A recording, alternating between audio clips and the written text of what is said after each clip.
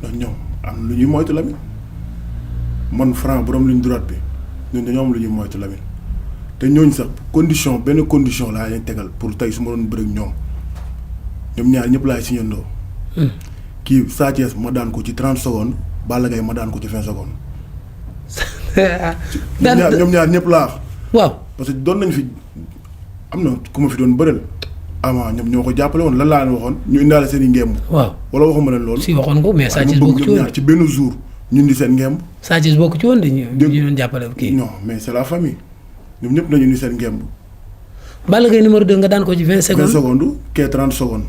Sa Thiès 30 secondes. waaw Lamine borom ligne droite bi mooy wax ak yow de.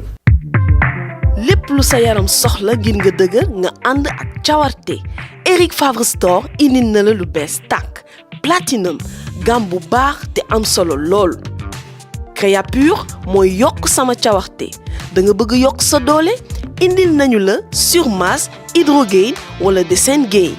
Isolate protéine nag moom amul benn lactose te dalay yokk doole bul bàyyi ginnaaw L-carnitine moom mi nga xamante ne day wàññi sa yaram.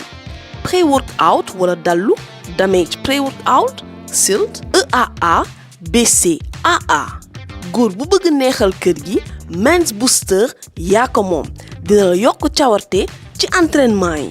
Platinum yow la fi nekkal soo bëggee ci suñu ay produits am nañu ay boutique Eric Favre Store Dakar ci Olympique Club yow mi dëkk Thiès fekk ñu grand standing ci wetu station EDK am na boutique tamit bu nekk Saly ci wetu poste bi mën nga ñu fekk itam ci Eric Favre Shop Rufisque bu nekk ci complexe P-Boy mën nga jënd itam en ligne ci suñu site www.ericfavrestore.sn wala nga contacter ñu ci suñu numéro 77 122 31 29.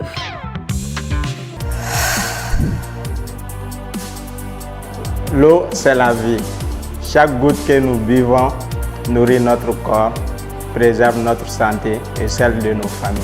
Au laboratoire Samao, notre conviction est de garantir une eau de qualité saine. Derrière chaque test, il y a une promesse, garantir le bien-être et la santé de nos consommateurs. Et cette responsabilité, nous la prenons avec une grande fierté.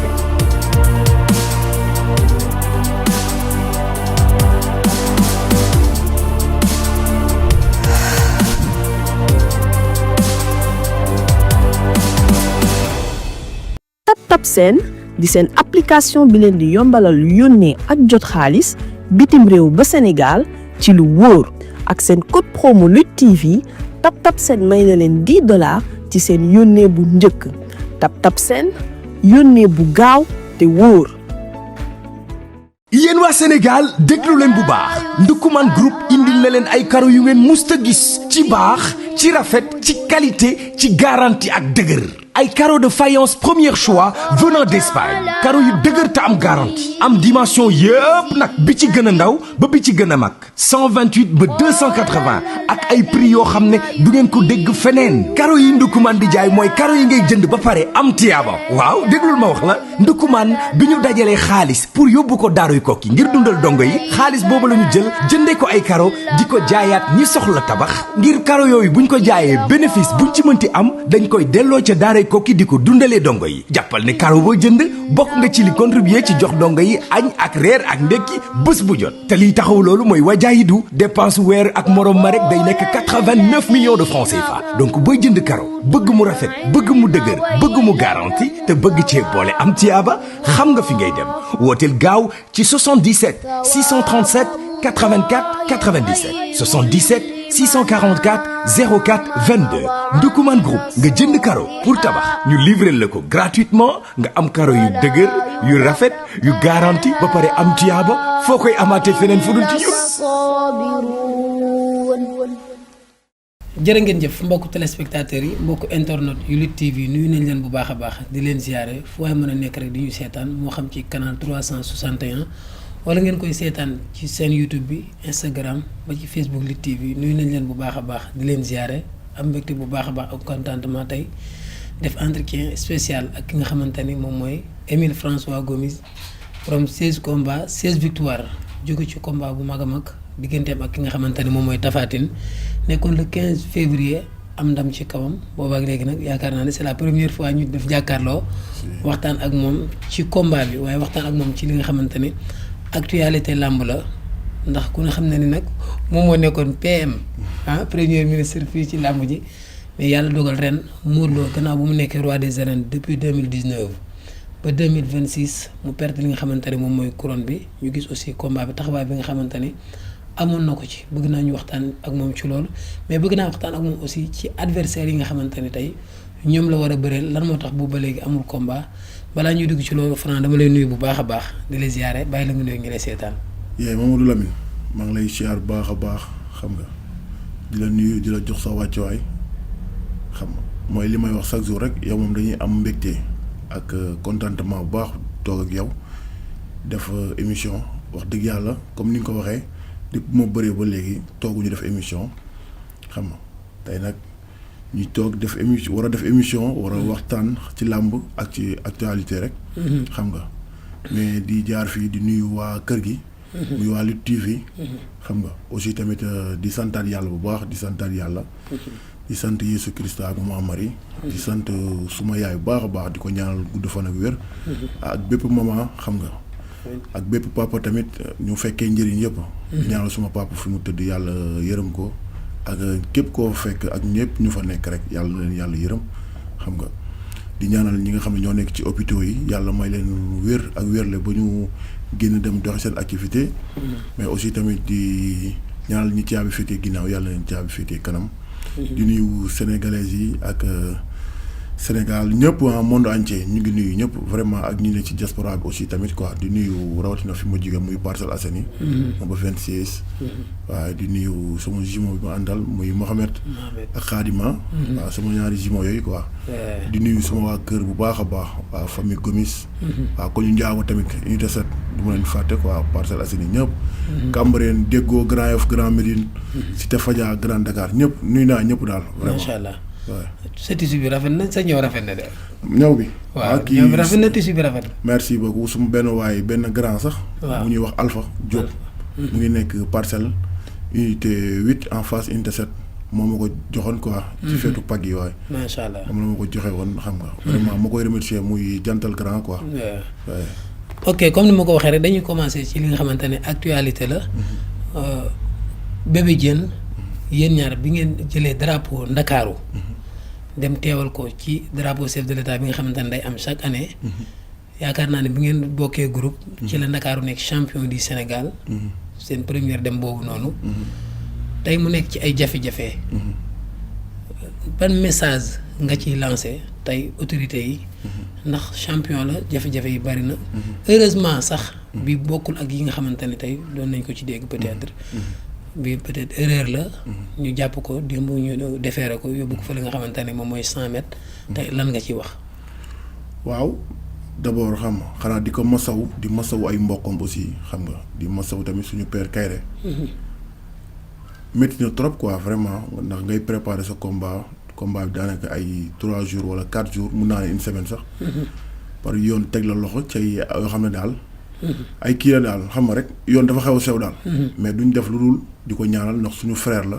ndax ñoo bokk métier bi ndax comme ni nga ko waxee rek ànd nañ dem représenter Dakar drapeau chef de l'État comprendre nga ñu jëloon ko waaw xam nga rek comme affaire yi dem na ba toll fii daal fu mu toll dañuy ñaan rek yoon ñu jéggal ko xam nga ba mu nekk retourné waat nekkaat ci activité am daal loolu ñu koy ñaanal vraiment waaw jàmbi pexeem yàlla ak dogalam ndax yaakaaroon nga ni instant bi nii Bébé Diène dina toll fii si làmb yaakaar naa ne doon nga ko séntu fu gën a kawe waaw loolu moom wax dëgg yàlla vraiment loolu moom dëgg la doon nañ ko séntu daal man fi ma teg sama tànk ci làmb doon naa ko séntu ndax am na jom ji am na fula ji xam nga mais tamit waaw am na qualité aussi tamit yëpp mu ngi ci moom parce que ñoo nekkoon ci mbapat bi quoi mais yàlla ak dogalam rek suñu borom daal mooy décider quoi waaye mooy dernier mot waaw macha allah loolu am na solo mënul woon ñàkk ñu laaj ko ci parce que ñoom ñaar am na fu ñu jot a jaar même bu dul loolu aussi nawle mbërëm la damay des ba léegi rek ci li nga xamante ni mooy actualité samedi passé aussi fële nga xamante ne moom mooy France festival international de la lutte sénégalaise amoon na fa waa Buzz Pro di ko tëgg nekkoon 2e journée bi initiative boobu noonu nan nga ko gisee lan nga gis ne aussi war nañ ko ci mën a yokk ak lan nga gis ni pour yow war nañ ko ci mën a wàññi. waaw avant tout dañuy féliciter Beuz ndax loolu yëpp pour jaay làmb pour génnee suñu culture dem valoriser ko extérieur comprendre nga comme boog loolu dafa jar ñu saluer ko aussi tamit autorités yi nekk ci dëkk bi tamit ñu gën see jàpp quoi gën ci appuyer pour yenn yi bu ko bëgg a def mu yomb quoi waaye parce que nit ki amoo dara lu dul sa culture rawatina su làmb muy sport national xam nga war nañ ko mën a gën a jaay quoi mu gën a rafet tamit aussi waaye waa Beuz Pro aussi ndax gisoo ne am na lu ñu ci war a mën a yokk comme aussi ci combat yi montage bi yan combat la ñu war a taxawal selon yow. waaw àdduna moom chaque jour da nga ciy am leçon soit boo boo xëyee def benn affaire rek di nga ci am jàngat. waaw parce que tamit am na ay combat yu ñuy yóbbu tamit. xam nga waxuma ñooñu sax jarul ñuy dem mais nañu xoolaat combat yi ñuy yóbbu. ñu def ko loo xam ne xam nga affaire bi day doon loo xam ne lu xat la quoi. comprendre nga parce que nit yi am na ñoo xam ne dañoo bëgg di gis làmb tamit. quoi vraiment du noonu. waaw proposition bi ordinateur def ndax lu mel noonu d'accord nga ci mu ne dañ ko war a def 3 rounds en plus mbëri bi ñu dem foofu dañ leen war a wax ne nañu dindi mystique bi nañu ñëw def aada ak cosaan mais bu ñu dugg ci géew bi nañu dindi mystique bi et puis ñu def ko 3 rounds. waaw xam nga nit ku ne moom ak xalaatam lay waxee rek quoi. parce que làmb tamit defe naa am na loo xam ne tamit ñi buñ ne ñii lii baax na ñii ne lii baax xam nga. waaw loolu am na ñu yor làmb ji mooy fédération ñoom peut-être ñoom ñoo ciy diriger wala ñoom ñoo ciy wax seen xalaat. yooyu mais ñun moom am na yoo xam ne tuuti na ñu wax ci tamit. quoi pour man. mais nit ku ne am nga droit wax sa gis-gis sa xalaat ah. aussi waaye. am nañu jàpp ni tey Siteu fi mu toll. ak Gris Bordeaux waratuñu bëre simple. bokk nga ak ñooñu gis-gis. waaw non bokkuma ñooñu gis-gis quoi parce que tamit bëre la loo ci mënti dégg bëre la foo la mais buñ la daanee moom foofu kii waaw nu ko gars yi di wooyee sax. foofu njàmbaar. foo la mais buñ la daanee da nga rus. ku daanu rus waaw. muy noonu comprendre nga. léegi nag comme xas nga ba lekk avance lekk nga xaalis signé nga coow li bëri na yow demal sa rukk nga liggéey def lu la war. ba jour yi nga ñëw wane fula ak fayda ak jom. man loolu laa xam quoi. loolu laa ku ci daan est-ce que am na lu mu la mën a yokkal ku ci daan. waaw gars yi de ku ne ak noo koy jëlee rek xam nga parce que tamit combat bi dem nañ ba si biir. waaw si nañ ko combat bi amuloon kii ñu dem ba si biir combat bi am coow. waaw comprendre nga. moo tax daal lépp looy munti dugg wala lépp looy munti def. def ci sa fulla ak sa fayda ak sa jom. waaw. dinaa ci ñëwaat léegi réaction yi nga xamante ne am na juste après combat surtout réaction Gris Bordeaux. comme ni ma ko waxee sànq 16 combats 16 victoires. bu ginnaaw bu yàlla passé. parce que lépp moom la. dëgg la lan moo koy maye. parce que loo gis aussi am na ay sabab. c'est vrai. waaw Lamine man damay sant yàlla bu baax a baax ci làmb parce que mun naa ne 2014 laa dugg ci làmb. parce que fin 2013 maa ngi sama premier combat mu ngi doon. 29 décembre. 2013. comme 2013 2014. Ouais. n'est-ce pas. waaw ba tey ñu ngi ci ñaata 26. 26. waaw damay sant yàlla bu baax a baax a baax peut-être tey nekkoon naa ci ak samay morom. yàlla dimbali na ma kattanal ma am naa ci loo peut-être tamit wala am naa ci benn tur boo xam ne wala soit am naa ci loo xam ne boog. xam nga ñoom kéeguñu ko quoi. amaguñ ko mais yàlla mooy dogal. dëgg la yàlla moom may loolu. moo tax ma war a sant yàlla. comprendre nga maanaam fépp fu ma mënti toog loolu laay wax. damay sant yàlla baax a baax bu ma duggee ci làmb yàggul. mais yàlla am na lu ma may. comprendre nga. ñu ngi ciy sant yàlla bu baax nag. waaw mais nag ba tey may wax ak yow nii tey laa gën a gëm ni man defaguma dara ci làmb. ah bon si tey laa gën a gëm ni defaguma dara ci làmb. loolu lan moo koy prouver da ngay yokk say entraînement li nga nekkoon bàyyiwoo ci dara wala da ngay xaar ba amaat combat pour wane loolu noonu. waaw dinaa xaar ba amaat dinaa ko wanewaat parce que dinaa ko gën a wanewaat ko parce que burul dara man jeune laa te âge bi may na ma ko sama xol may na ma ko aussi tamit. fu ma ko bëgg a yóbbu dama ko fay yóbbu. te yàlla boole na ma ak ñoo xam ne dañ maa bëgg te yàlla tax rek di ma jàppale. ci bépp côté muy côté entraînement bi. muy côté bari na daal. yàlla boole na ma ak ay nit yu baax staff bu baax am naa ko. yàlla boole na ma ak ñoom ñoo xam dañ may taxaw bu baax a baax. ku ci mel ni tey mën naa ci citer maam père ba. yàlla boole na ma moom quoi vraiment may xelal di ma conseil di ma jàppale comme dama koy sant ci lépp te chaque jour lépp lu muy njëkk wax ak man muy lan góorgóorlu nekkal say entraînement toppatoo say waajur. loolu lay jëkk wax ak man.